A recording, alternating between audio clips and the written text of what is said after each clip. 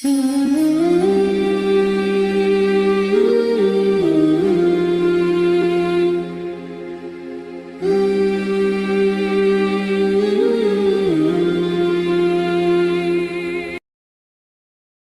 Nabi SAW, akan senantiasa ujian itu diturunkan Allah kepada seorang mukmin laki-laki ataupun perempuan, baik kepada dirinya ataupun kepada anak-anaknya ataupun kepada hartanya, sampai dia berjalan menjumpai Allah Subhanahu wa taala dan dia tidak membawa dosa sedikit pun.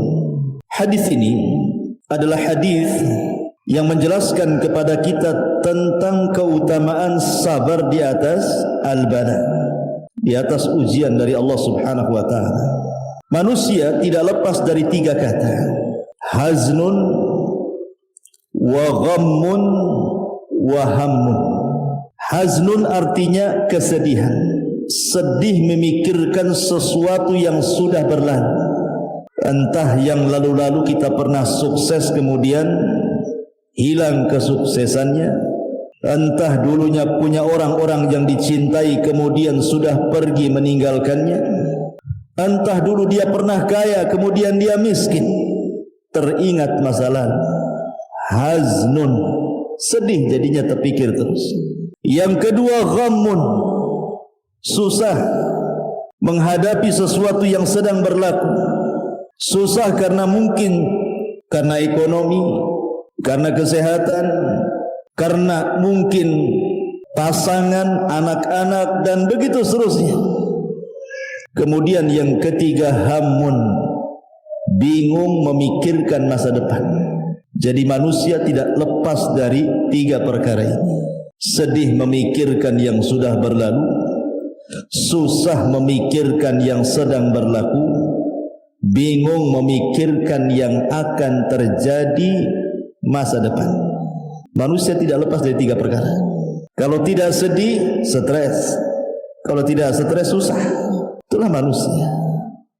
Ma'asyiral muslimin yang dimuliakan Allah Subhanahu wa taala, Nabi Yaqub alaihi salatu wassalam, ketika datang 10 anaknya merayu dirinya untuk membawa Nabi Yusuf bermain ke tempat yang jauh, Yakub tidak memberi izin waktu itu.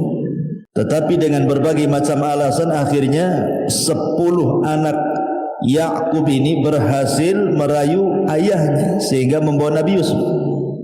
Yusuf ketika itu masih kecil, belum balik, masih 10 tahun usianya. Kemudian diajak main jauh. Rupanya setelah pulang tak dibawa pula anak itu dan dihabarkan mati diterkam serigala.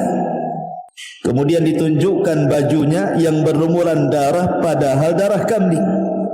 Yusufnya dimasukkan ke dalam sumur. Maka Allah Subhanahu wa taala menjelaskan dalam Al-Quran kesedihan Yaqub alaihi salatu wassalam. Sedih luar biasa, sampai Allah katakan bahwa air mata yang keluar daripada kedua mata Nabi Yaqub itu sudah tidak bening lagi, tetapi yang keluar itu air mata berwarna putih. Sampai-sampai Allah katakan seperti itu, ya, tabiyaddu aynahu wa huwa kadhib. Jadi tetesan air matanya itu sudah warna putih, sudah las, itu tidak ada lagi air mata yang keluar, saking sedihnya.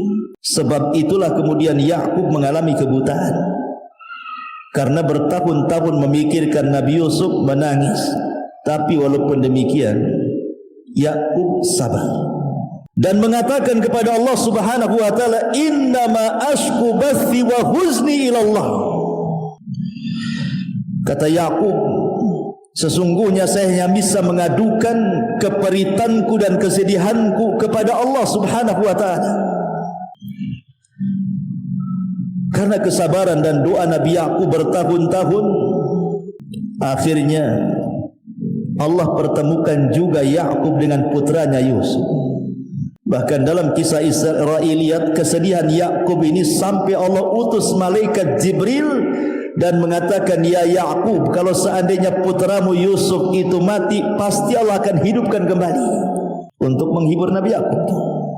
Terkadang kesedihan itu melanda kepada seorang nabi.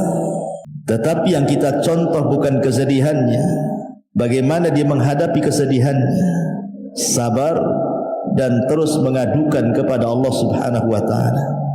Karena begini ma'asyiral muslimin, kalau kita lihat di masyarakat, ada orang-orang yang tidak tahan apabila ditimpa musibah, contoh umpamanya sakit yang berkepanjangan. Setahun tak sembuh, 2 tahun tak sembuh, 10 tahun tak sembuh. Akhirnya apa? Merasa merepotkan orang lain, dia pun berangan-angan ingin mati pula dia. Banyak orang kayak gitu. Daripada saya merepotkan orang, mati sajalah. Atau mungkin orang yang dicintainya mati, dia punya anak si mata wayang mati, dia pun ingin mati juga. Ada juga yang seperti itu. Padahal ketika pamannya Nabi SAW, Abbas ibn Abdul Muttalib, detik-detik wafatnya itu sedang sakit parah. Abbas itu sedang sakit parah. Nabi berusaha untuk menghibur di sampingnya. Kemudian Abbas karena tidak tahan, dia mengucapkan sesuatu dan Rasul mendengarnya. Apa ucapan Abbas itu? Sesungguhnya aku ingin mati lebih cepat. Maka Nabi SAW mengatakan kepada Abbas, ya ammi, la tatamannayanna ahadakumul maut. Tidak boleh salah seorang di antara kalian berangan-angan untuk mati. Rasul mengatakan kepada Abbas, tidak boleh orang itu berangan-angan ingin mati, tidak boleh. Bidhurrin asabahu, dengan madarat apapun yang menimpanya, tidak boleh, dilarang, haram. Seorang pengen mati itu. Apa alasannya? Kata Nabi, imma muhsinan fala'allahu yazdad, wa imma musian fala'allahu yasta'tib. Rasul menasihati pamannya Abbas, kenapa engkau tidak boleh berangan-angan ingin mati wahai ammi pamanku? Boleh jadi kalau Allah berikan umur yang panjang, tiba-tiba engkau berbuat baik, kau bisa menambah pahala. Atau mungkin engkau meninggalkan dosa, kemudian Allah beri panjang usia, itulah kesempatan taubat. Inilah kenapa kita dilarang tidak boleh menginginkan kematian. Karena 2 perkara. Yang pertama, boleh jadi kalau seandainya kita tidak jadi mati, kita bisa menambah amal soleh sehingga menambah pahala, sehingga lebih banyak lagi bekal yang akan kita bawa kepada Allah. Atau boleh jadi mungkin kita banyak dosa sebelum kita meninggal, kemudian Allah tidak jadikan kita meninggal, adalah kesempatan untuk tobat. Makanya Rasulullah mengatakan, jangan berangan-angan salah seorang di antara kalian pengen mati. Tapi Nabi SAW mengatakan, wa in kana walabud, kalau memang harus, karena sudah tidak tahan penyakitnya, sudah bertahun-tahun, sudah merepotkan keluarganya. Karena sering saya katakan nih Ikhwan, orang sakit itu terkadang tambah sakit bukan karena penyakit. Karena apa? Karena sudah tidak ada lagi yang mengunjunginya. Contoh nih, saya sakit. Berapa kali antum mengunjungi saya sakit? Waktu kemarin saya sakit, berapa kali antum mengunjungi anak sakit? Berapalah antum kuatnya mengunjungi itu, walaupun ustaznya yang sakit itu. Enggak mungkin pula tiap hari antum datang ke rumah. Paling sekali bawa pisang, bawa ini, bawa itu, rame-rame rombongan, habis itu les hilang. Entah berapa bulan lagi mungkin datang. Ya. Oke lah, itu orang lain, keluarga, saudara. Sampai kapan? Lama-lama bosan juga kan. Paling tinggi akhirnya yang menemani orang sakit itu, kalau dia punya pasangan, paling istrinya, atau mungkin anaknya. Ya kalau anaknya berbakti, kalau anaknya durhaka. Sebenarnya orang sakit itu lebih sakit di masalah ininya, bukan penyakitnya sebenarnya. Ya penyakitnya sudah sakit, lebih sakit ketika tidak ada lagi yang memperhatikan dia. Kuadrat sakitnya, makanya akhirnya menginginkan kematian. Maka dari sini ikhwan, kata Nabi, wa in kana walabud, kalaupun dia harus menginginkan kematian, kata Nabi SAW, bolehlah kalian berdoa, Allahumma ahyini ma kanatil hayatu khairan li, wa tawaffani ma kanatil wafatu khairan li. Kata Nabi SAW, ya Allah, hidupkan aku, sembuhkan aku kalau memang kesembuhanku, kehidupanku lebih baik bagiku. Tetapi wafatkan aku kalau memang wafatnya diriku dan kematianku ini lebih baik dibandingkan aku hidup. Itu kalau harus berangan-angan kematian, seperti inilah doanya. Kalau ada orang yang mengatakan, kan Nabi Yusuf mengatakan dalam Al-Quran bahwa dia juga berangan-angan dengan kematian, di mana Nabi Yusuf mengatakan apa? Tawaffani musliman wa alhiqni bis-shalihin. Wafatkan aku, kata Nabi Yusuf. Lihat, Nabi Yusuf saja berangan-angan ingin mati. Kita katakan jangan sampai sini bacanya, teruskan. Tawaffani musliman wa alhiqni bis-shalihin. Kata Nabi Yusuf, ya Allah, kalaupun aku harus mati, matikan aku dalam posisi muslim dan gabungkan aku bersama orang-orang soleh. Artinya bahwa Nabi Yusuf bukan berangan-angan ingin mati, tapi kalau harus mati gitu maksudnya, maka matikan aku dalam posisi muslim dan libatkan aku dengan orang-orang soleh. Persis seperti firman Allah Subhanahu wa taala, ya ayyuhalladzina amanu taqullaha haqqa tuqati wa la tamutunna illa wa antum muslimun. Wahai orang-orang yang beriman, bertakwalah kepada Allah dengan sebenar-benar takwa dan janganlah kalian mati kecuali dalam posisi kalian muslim. Karena kalau meninggal dalam posisi muslim, ada kesempatan masuk surga walaupun Allah takdirkan masuk neraka. Tapi kalau mati kafir, tidak ada kesempatan lagi masuk surga. Makanya kita meminta kepada Allah agar jangan sampai mati kecuali muslim, menyembah Allah sebagaimana Nabi Yaqub alaihi salatu wassalam. Allah katakan, am kuntum syuhada idh hadara Yaqub al-maut idh qala li banihi ma ta'buduna min ba'di qalu na'budu ilahaka wa ilaha abaika Ibrahim wa Ismail wa Ishaq ilaha wahida wa nahnu lahu muslimun. Ya. Ketika Yakub sedang sakaratul maut, dipanggillah anak-anaknya. Kemudian Yakub berwasiat, wahai anakku, apa yang kalian akan sembah sepeninggalku? Maka anak-anaknya mengatakan, wahai ayahku, kami akan sembah Tuhanmu dan Tuhan bapamu Ibrahim, Ismail, Ishak. Itulah Tuhan yang esa. Wa nahnu lahu muslimun, dan kami senantiasa lahu kepada Allah muslimun, berserah diri. Kami muslim. Ma'asyiral muslimin yang dimuliakan Allah Azza wa Jalla, intinya bahwa di sini Allah Subhanahu wa taala ingin mengatakan bahwa begitulah sifat seorang muslim kalau ditimpa musibah. Jangan pernah berangan-angan dengan sebuah kematian. Kalaupun harus berangan-angan, bercita-citalah mati dalam posisi Islam. Ini bala yang pertama, bala kepada diri sendiri. Jadi kalau Allah takdirkan, Allah berikan bala kepada diri sendiri, jangan sampai berangan-angan kematian. Tidak boleh. Ya. Ma'asyiral muslimin yang dimuliakan Allah Azza wa Jalla, dahulu di zaman Rasul ada wanita namanya Ummu Sa'ib. Ada wanita namanya Ummu Sa'ib. Ummu Sa'ib ini kena penyakit humma. Humma itu demam, panas, kepalanya sakit. Ya, dan kita sering mengalami kan, kepalanya kok sakit kan, atau demam gitu kan. Jadi dia sampai mengadu-ngadu. Aduh, bahasa kita. Ya. Jadi Nabi SAW ketika lewat kepada Ummu Sa'ib bertanya, malaka ya Ummu Sa'ib, ada apa dengan kau ya Ummu Sa'ib? Kenapa engkau mengerung seperti ini? Maka Ummu Sa'ib mengatakan, qalat humma la barakatallah. Penyakit humma, demam, wahai Rasul, semoga Allah tidak berkahi penyakit itu. Apa kata Rasul?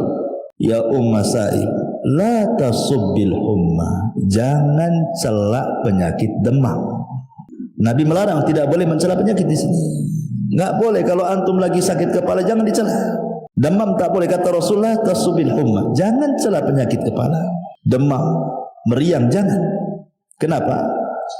Fa innaha tudhibu khataya ibni Adam kama yudhibul kiru khabathal hadid.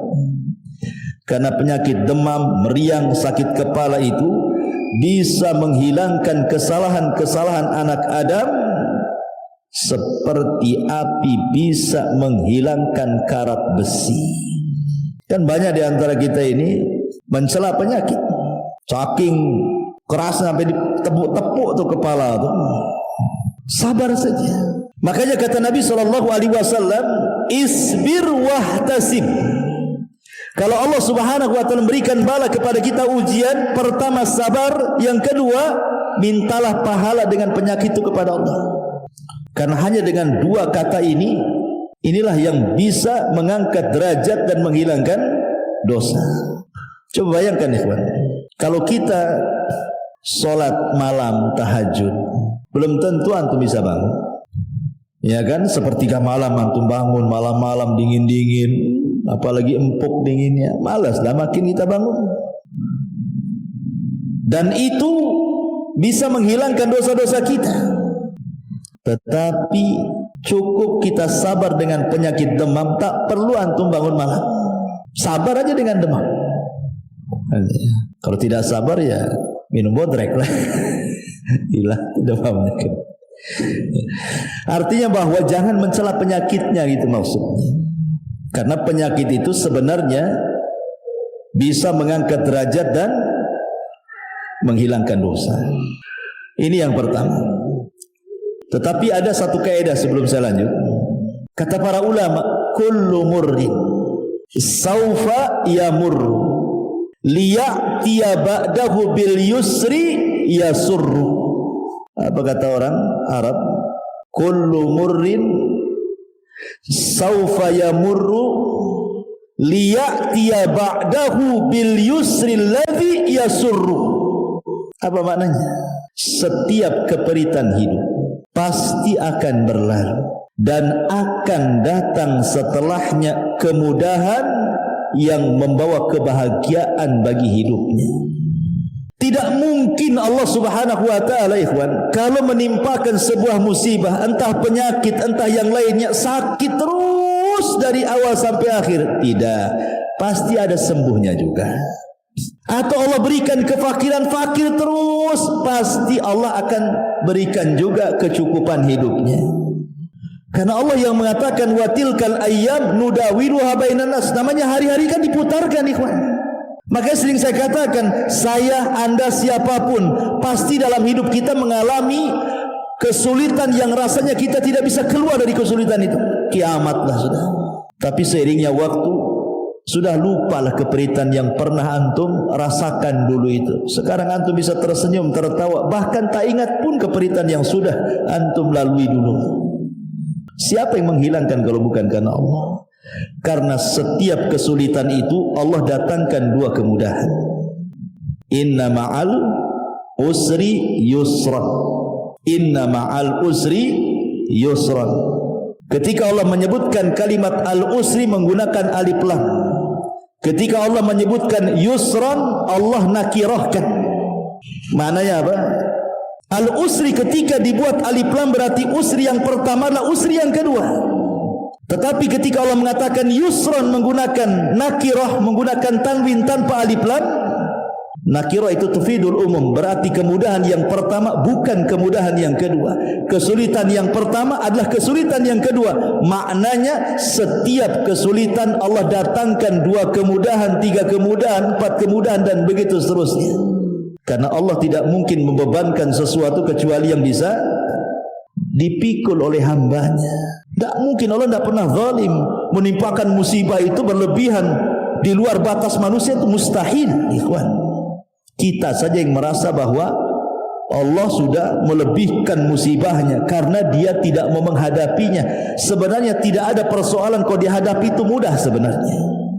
Terkadang ada orang yang terkalahkan sebelum perang, sehingga merasa bahwa rasanya benang ini kusut semua, rasanya air ini keruh semua. Tidak ada air keruh kecuali bisa dijernihkan. Tidak ada benang kusut kecuali bisa diluruskan. Karena Allah yang membuat masalah, Allah yang mengangkatnya. Minta kepada Allah. Ya. Kemudian yang kedua, kata Nabi SAW, wa waladihi. Terkadang Allah memberikan musibah itu, ujian itu dari anak. Ya. Seperti umpamanya di zaman Nabi SAW ada seorang sahabat bawa anak kecil.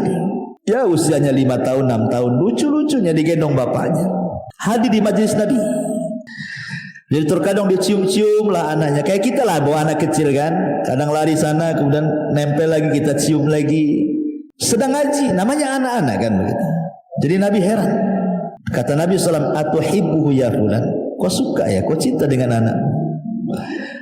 Maka orang ini mengatakan, ya Rasulullah, ahabbakallahu kama uhibbuhu. Sebagaimana Allah fitrahkan kepadaku, aku mencintai engkau, begitulah kecintaanku kepada anakku ini. Setelah beberapa hari, orang yang bawa anak yang mencium-cium anaknya di majelis Nabi, yang sangat mencintai anaknya sama dengan mencintai Rasul itu, enggak pernah hadir lagi. Jadi Nabi bertanyalah, mana fulan, aina fulan, mana fulan itu yang kemarin bawa anak itu? Kok enggak pernah hadir lagi? Kemana dia? Akhirnya dicari-cari berita, rupanya dia tidak hadir lagi di majelis taklim karena dia dirundung kesedihan. Anak si mata wayangnya itu yang suka dibawa di majelis taklim itu rupanya meninggal dunia. Sedihlah dia, enggak tahan dengan kesedihannya sehingga tidak sanggup melangkahkan kaki ke majelis Nabi. Akhirnya kemudian Nabi SAW datang ke rumahnya, berusaha menghibur, takziah. Kemudian kata Nabi SAW, ya fulan, bagaimana kalau Allah berikan dua pilihan kepada Allah, hidupkan anakmu wa tumatti' bihi, dan engkau bersenang-senang dengan anakmu di dunia, atau kata Nabi SAW, atau anta'tiya baban min abwabil jannah illa wajadtahu yantadiruka, atau yang kedua, engkau dapati anakmu yang sudah meninggal, tiba-tiba dia berdiri di pintu sorga dan dia sedang menunggumu. Milih mana? Milih Allah hidupkan kembali anakmu, engkau bersenang-senang sebatas di dunia dan di akhirat kau tidak dapat apa-apa, ataukah anakmu kau ikhlaskan dia meninggal, kau sabar, mintalah pahala, tapi nanti dia akan berdiri di pintu sorga, akan menunggu dirimu dan akan menarik kamu ke dalam sorga.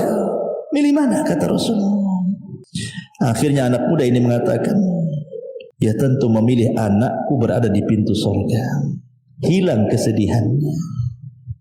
Makanya suatu ketika Allah Subhanahu wa ta'ala dalam hadis qudsi bertanya kepada para malaikat pencabut nyawa. Allah Subhanahu wa ta'ala mengatakan kepada para malaikat itu, aqabadtum walada abdi.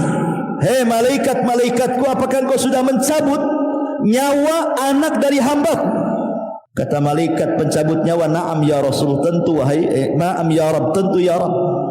Maka Allah mengatakan, aqabadtum thamrata fuadi, apakah yang kau cabut itu anak si mata wayang dia yang dia sangat mencintainya? Maka malaikat ini mengatakan, na'am ya Rabb, iya wahai Rabb. Kemudian Allah mengatakan, famadza qala abdi, setelah anaknya meninggal hambaku mengatakan apa? Maka malaikat ini mengatakan, hambamu mengatakan hamidaka wastarja, dia pun mengatakan alhamdulillah, inna lillahi wa inna ilaihi raji'un. Maka Allah mengatakan, kalau begitu idzan ubnu li abdi baitan fil jannah wa sammuhu baital hamdi. Kalau gitu bangunkan untuk hambaku ini satu istana di sorga, kasih nama istananya Baitul Hamdi, rumah hamd, pujian, karena dia bisa mengucapkan alhamdulillah saat kematian anaknya. Ucapan alhamdulillah bukan karena mensyukuri kematian, bukan itu maksudnya. Antum disangka orang gila nanti, ya kan? Antum orang tua meninggal, alhamdulillah, kira-kira kata orang sebelah-sebelah ini itu ngincar warisan itu. Begitu ya? Ya. Bukan, pemahamannya mengucapkan alhamdulillah itu maksudnya kita masih bersyukur ada nikmat yang tersisa, bukan dipikirkan musibah yang berlalu. Persis seperti perkataan siapa? Urwah ibn Zubair. Saat diamputasi kakinya, Urwah bin Zubair ini mungkin kena penyakit diabetes lah, mungkin kalau zaman sekarang kan harus diamputasi kakinya. Kata sang tabib mengatakan, ya Urwah, pasti kau akan mengalami kesakitan. Sebaiknya kau minum khamar. Di zaman itu tidak ada bius. Biusnya minum khamar untuk mengurangi sakit, biar mabuk, biar pusing, baru potong. Kata Urwah pada tabib dokternya, enggak, saya enggak akan minum khamar. Coba bayangkan kalau aku minum khamar, kemudian kau potong kakiku, tiba-tiba aku mati, itu sama dengan aku mati di atas khamar, katanya. Kata dokter, enggak ada cara lain harus seperti itu masalahnya.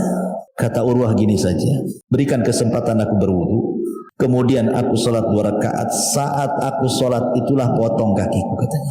Nanti sakit, tidak apa-apa. Seandainya aku mati saat kau potong kakiku saat sholat, berarti aku mati di saat aku sholat. Daripada aku mati di saat aku mabuk, milih mana? Akhirnya sholat dia. Pas sholat dipotong kakinya betul. Namanya dipotong kaki, sakit lah. Nggak ada obat bius lagi. Ya. Akhirnya dia mengalami sakit pingsan. Karena sakit yang luar biasa, pingsan. Urwah bin Zubair ini. Kemudian sang dokter pun berusaha kemudian menyadarkan Urwah bin Zubair. Subhanallah, Allah masih selamatkan dia. Siuman. Saat siuman itu datang pula kabar yang kedua, anaknya meninggal. Barusan dipotong kakinya, setelah itu anaknya pula meninggal. Makanya sering saya katakan, ikhwan, terkadang Allah memberikan musibah itu ada yang sifatnya beruntun. Satu belum selesai datang yang lain, satu belum selesai datang pula yang lain lagi. Makanya penting kesabaran. Tapi Urwah mengatakan, alhamdulillah summa alhamdulillah. Aku mengucapkan alhamdulillah karena telah terpotong kakiku, dan aku mengucap alhamdulillah karena kematian anakku. Tabib heran, kenapa dia mengatakan alhamdulillah? Kemudian dikatakan, kenapa engkau mengucap alhamdulillah wahai Urwah? Kata Urwah, kau tidak lihat badanku? Aku punya tangan 2, punya kaki 2. Kalau baru dipotong 1 masih ada 3. Alhamdulillah masih ada 3. Kan itu. Anakku berapa? 6. Kalau tinggal 1 masih ada 5. Alhamdulillah masih ada 5. Jadi dia bersyukur bukan karena kematian, tetapi karena nikmat yang tersisa, gitu maksudnya. Dia masih mengucapkan alhamdulillah. Adapun kemudian kepada musibah yang sedang melanda dia, dia mengatakan inna lillahi wa inna ilaihi rajiun. Jadi inna lillahi untuk musibahnya, alhamdulillah untuk nikmat yang tersisanya. Dan itulah tingkatan redha paling tinggi. Kalau antum bisa mengucapkan alhamdulillah, inna lillahi wa inna ilaihi rajiun, ini redha paling tinggi. Karena manusia menghadapi musibah itu kan ada 4 macam. Sering saya ulang-ulang. Pertama, ada orang yang tasakhut. Tasakhut itu apa? Tidak redha dengan hatinya, asik moring-moring, marah-marah saja dengan musibahnya. Asik saya terus, ya Allah, kenapa saya terus ditimpa penyakit? Kenapa orang sehat-sehat saja? Kenapa anakku terus yang sakit? Kenapa anak orang sehat? Kenapa usahaku masih gulung tikar? Kenapa usaha orang masih makin maju saja? Allah disalah-salahkan dia. Ini namanya tasakhut. Ya, ini seburuk-buruk manusia, tidak bersyukur. Yang kedua, pura-pura sabar, diam saja. Tapi kalau diajak ngobrol keluar semua isinya. Ya, kalau disenggol sedikit keluar semua isinya. Kemudian itu tapi masih mendingan lah yang kedua ini dibandingkan yang pertama kan, karena dia tidak tasabut, mulutnya dia diam saja, cuman hatinya berontak, tidak rela, mulutnya bisa sabar diam. Ya. Kemudian yang ketiga betul-betul sabar dan rela, hatinya ikhlas, lisannya pun tidak menyalahkan siapapun. Kemudian yang keempat, bukan hanya rela bukan hanya ikhlas, bukan hanya sabar, tapi dia bisa mengucapkan alhamdulillah. Maka itu tingkat yang paling tinggi dalam redha. Ya. Kembali bahwa kalau seandainya Allah takdirkan anak kita meninggal, seharusnya apa? Bahagia. Karena anak kecil itu kalau meninggal, dia akan jadi syafaat bagi orang tuanya. Makanya dalam sebuah hadis, anak-anak yang meninggal itu, yang belum balik, maka dia akan menunggu di pintu surga. Kemudian Allah katakan, udkhulul jannah. Anak-anak ngapain kau di pintu surga? Masuk, masuk, masuk, katanya. Jadi anak-anak kecil tuh banyak di pintu surga. Maksudnya anak-anak yang meninggal ketika belum balik. Tentu anak-anak orang-orang yang mukmin, yang muslim. Kalau anak kafir, kafir tidak bisa dapat syafaat. Ya. Jadi anak-anak itu di pintu-pintu surga Allah mengatakan, udkhulul jannah, masuk ke dalam surga. Tiba-tiba anak-anak itu mengatakan, la ya Rabb, hatta yadkhulu abauna wa ummahatuna. Tidak ya Rabb, sampai kami bawa bapak-bapak kami dan ibu-ibu kami. Enggak mau masuk anak-anak itu. Ya. Kemudian Allah katakan lagi seperti itu, tetap jawabannya seperti itu sampai 3 kali. Akhirnya Allah mengatakan, udkhulul jannah antum wa abaukum wa ummahatukum, katanya.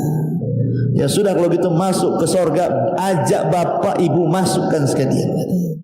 Subhanallah. Ya. Jadi Allah Subhanahu wa taala kalau takdirkan ada ujian kepada anak kita meninggal dunia, maka sabarlah dan ihtisablah mengharap pahala Allah. Bukankah Nabi SAW diuji juga kan? Anaknya meninggal kan? Qasim meninggal di waktu bayi, Abdullah meninggal di waktu bayi, Ibrahim pula meninggal di waktu bayi. Tiga-tiganya putra Nabi meninggal di waktu bayi. Kemudian yang terakhir, kata Nabi SAW, ujian kepada diri, ujian kepada anak, ujian kepada harta. Terkadang ada orang itu diuji dengan kefakiran, hartanya diludeskan, fakir dia. Dan ini juga terkadang membuat stres manusia kan. Jangankan lagi orang memang gak pernah kaya, orang kaya fakir saja kepikiran. Tetapi di sini dari sisi akidahnya, ikhwan, sebelum saya jelaskan yang ketiga, ada sisi akidah yang penting. Ada di antara manusia ketika diberikan ujian yang berat oleh Allah Azza wa Jalla tidak sabar, akhirnya kemudian apa? Mengadu nasib. Kemana? Ke dukun. Ada orang tidak tahan sakit karena sudah lama sakit. Kemudian adalah bisikan dari tetangganya, oh datanglah ke itu paranormal tuh, itu bisa nyembuhkan loh, udah banyak terbukti. Setan datang, akhirnya menggoda, walaupun di awalnya muwahhid pun tergoda juga. Karena nggak tahan sakit, gak apalah, bawalah ke dukun, yang penting sembuh. Nah, itu kan banyak yang seperti itu. Karena kalau orang sudah sakit parah, sudah merasa menyusahkan orang, dia akan berusaha mencari jalan apapun caranya. Karena biasanya orang yang sakit seperti ini, setan lebih dekat dibandingkan malaikat. Ataupun orang-orang yang bangkrut usahanya, orang-orang yang gulung tikar, orang-orang yang miskin, orang-orang yang lemah iman, mereka mengadu nasib kepada siapa? Datang ke paranormal. Ikhwan, sering saya katakan, manusia itu punya alam sendiri. Jin dan syaitan punya alam sendiri. Binatang punya alam sendiri. Kita tahu bahwa dukun itu kerjasama dengan alam jin, alam syaitan. Dan tidak ketemu alam-alam ini. Antara alam jin, alam manusia dengan alam binatang itu nggak akan ketemu. Bagaimanapun antum lintas alam nggak akan ketemu. Contoh, kita lihat di YouTube ada harimau nerkam kijang. Karena itu mangsanya, makanannya langsung dikoyak dimakan. Antum mau lintas hewan, beli ayam di pasar, nggak digoreng, langsung dimakan mentah-mentah. Bisa antum kayak gitu? Beda. Memang binatang seperti itu. Antum nggak mungkin lintas binatang niru-niru kan? Ya. Sebagaimana binatang punya alam sendiri, memang dia caranya begitu makannya. Kita beda lah. Nggak bisa kita harus rajang bawang dulu, bawang merah, bawang putih, bawang apa. Jadilah dia gulai, jadi tengkleng, jadi macam-macam ya kan. Beda. Ya. Karena harimau pun dikasih tengkleng belum tentu mau. Apalagi banyak mericanya di situ. Bersin-bersin dia. Ya, karena beda alamnya. Makanan kita nggak mau juga binatang itu makan, sebagaimana kita juga nggak mau niru binatang kan. Artinya alam mereka berbeda, alam kita sendiri, alam jin juga berbeda. Kenapa jin itu disebut jin? Karena jin itu tidak nampak, makanya disebut jin. Kenapa tidak nampak? Supaya kita jangan ada komunikasi. Kenapa tidak boleh berkomunikasi? Karena tidak akan nyambung dengan kehidupan mereka. Lah, yang ingin saya katakan bahwa kita ini hidup di alam nyata, maka yang nyata-nyata sajalah di depan kita. Kalau depan kita ada kangkung, makan tuh kangkung. Kalau depan kita ada tempe, makan tuh tempe. Kalau ada lalapan, makan tuh lalapan. Kalau memang di hadapan kita ini supir ojek, ya sudah jadi supir ojek. Kalau Anda supir taksi, jadilah supir taksi. Kalau Anda tukang bangunan, jadi tukang bangunan. Yang real saja lah gitu. Jangan menghayal. Karena orang yang datang ke dukun itu orang-orang yang menghayal sebenarnya. Kan itu menghayal orang itu. Dia ingin jadi manajer instan bahasanya. Tolong Pak Dukun, mantra-mantra isi bos itu supaya saya bisa jadi manajer. Mereka dukun itu beda dengan dokter Ikhwan. Kalau dokter gini, gimana dok bisa? Oh kayaknya saya tidak bisa. Kayaknya antum harus dirujuk ke dokter ini. Datanglah ke dokter ini. Ke dokter ini, oh nampaknya penyakitmu parah, saya tidak bisa nih. Rujuk ke dokter sana. Itu dokter. Kalau dukun tak ada. Kata dukun ini, oh saya tak bisa, saya rujuk kok ke dukun sana. Gak ada. Dukun itu semua mengatakan bisa. Gak ada dukun tak bilang tak bisa. Dukun mana yang tak bilang tak bisa itu? Semua dukun bisa. Semua dukun pasti bilang bisa. Gak akan bilang gak bisa. Karena dukun itu penipu. Makanya dia jawabannya pasti bisa. Gak akan bilang gak bisa. Kalau dokter itu tidak ada yang menipu, memang sesuai dengan bidang dia. Namanya nggak tahu, yang nggak tahu, nggak mungkin dia malpraktek. Tapi dukun itu dari awal sampai akhir memang malpraktek mereka itu. Nggak ada prakteknya, semuanya malpraktek. Makanya jawabannya bisa, nggak ada rujukan. Kenapa? Karena dukun satu dengan yang lainnya saingan. Nggak mungkin kalau dia rujukan, maknanya melemahkan bahwa dia dukun tidak sakti. Nggak ada lagi orang datang ke dia jadinya kan. Itu sama dengan merendahkan dia. Makanya nggak ada ceritanya dukun ngasih rujukan tuh nggak ada. Makanya saya katakan kita hidup di alam nyata yang real sajalah. Kalau Anda ingin jadi manajer, bekerja sungguh-sungguh, kuliah lagi, ambil pendidikan, jujur, tekuni. Kalau Allah takdirkan jadi. Bukankah Allah suka dengan orang yang bekerja dan menekuni pekerjaannya? Sampai Aisyah radhiyallahu mengatakan, kana Nabi sallallahu alaihi wasallam idza amila amalan atqanahu. Rasul itu kalau mengamalkan sesuatu dia akan mungkinkan tuh amalan itu. Makanya usaha apapun kalau ditekuni pasti sukses. Tapi kalau mencra nggak akan sukses. Bosan di sini pindah ke sini, bosan di sini pindah ke sini. Sampai kapan? Artinya Allah itu suka itu memandang hambanya yang kerja keras, ditelateni, jadi nanti itu. Tapi orang-orang yang kedukun ini maunya instan. Secara instan jadi manajernya. Sesuatu yang instan itu pasti menyesal. Berapa banyak orang yang datang ke dukun menyesal. Sudah bayar 100 juta, dukunnya kabur. Sudah datang 100 juta, tadi kabul-kabulkan, katanya syaratnya besar, kurang syaratnya lagi. Betapa banyak orang yang sudah habis duitnya, mati pula, syaratnya terlalu besar. Seperti pernah ada syarat dukun ngerendam di kali 3 hari, mati akhirnya. Memang suruh mati sama dukunnya. Ya, bayangkan ya. Jadi saya katakan bahwa kalau ada musibah tidak perlu datang ke dukun. Apa yang datang ke dukun? Dukun itu penghayal semuanya. Maka hiduplah dengan kenyataan. Hadapilah secara real. Kita ini punya alam sendiri, jin punya alam sendiri. Nggak perlu komunikasi dengan jin. Yang lebih parah pula minta nikah dengan wanita jin, makin bingunglah kita. Secantik-cantiknya jin itu jelek. Seorang syekh pernah meruqyah. Rupanya yang masuk ke tubuh orang yang kesurupan ini jin yang paling cantik di kabilahnya. Ketika ditanya, bagaimana bentukmu? Dia mengatakan, aku punya 9 kaki katanya. Itu jin yang paling cantik itu. Kakinya 9. Kira-kira nih antum dijodohkan dengan model paling cantik, bukan jin, manusia, tapi kakinya 3, disebut cap kaki 3. Kira-kira mau nggak antum? Ini nih betul-betul model cantik, tapi kaki 3. Saya kira mikir antum, walaupun cantik, apalagi jin, kalau kakinya sudah 9 bukan manusia, gurita itu namanya. Itu sudah jadi sotong itu. Jadi ma'asyiral muslimin yang dimuliakan, nggak akan ketemu alam manusia dengan jin itu. Jadi nggak perlu lintas alam tuh. Makanya ngapain coba orang datang ke dukun mau lintas alam gaib, dipercepat jadi manajer, jadi ini, jadi itu, cepat kaya. Itu semua hayalan.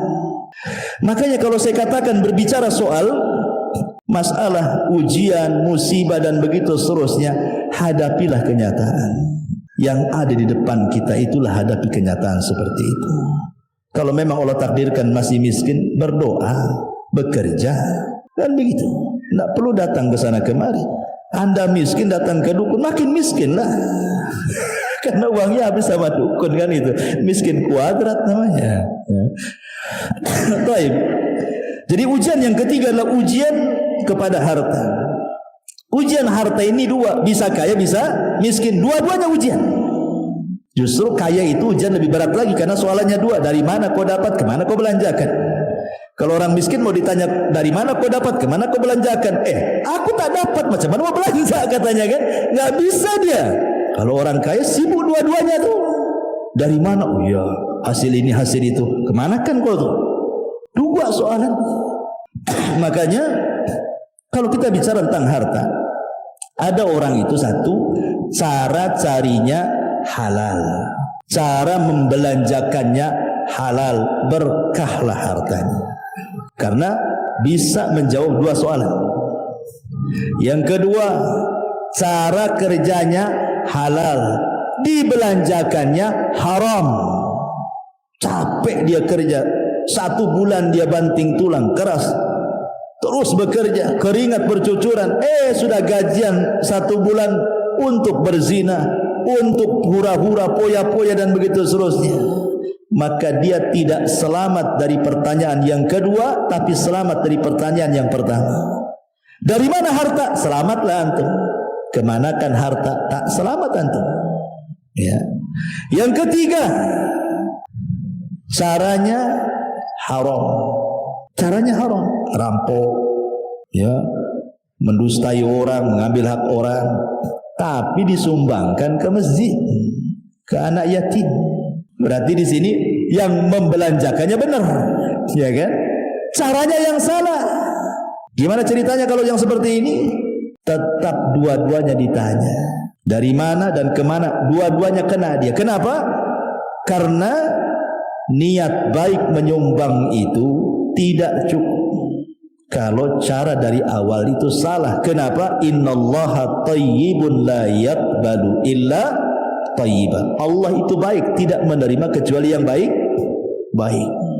Tapi yang paling parah yang keempat, caranya sudah salah, dibelanjakan pula untuk yang salah.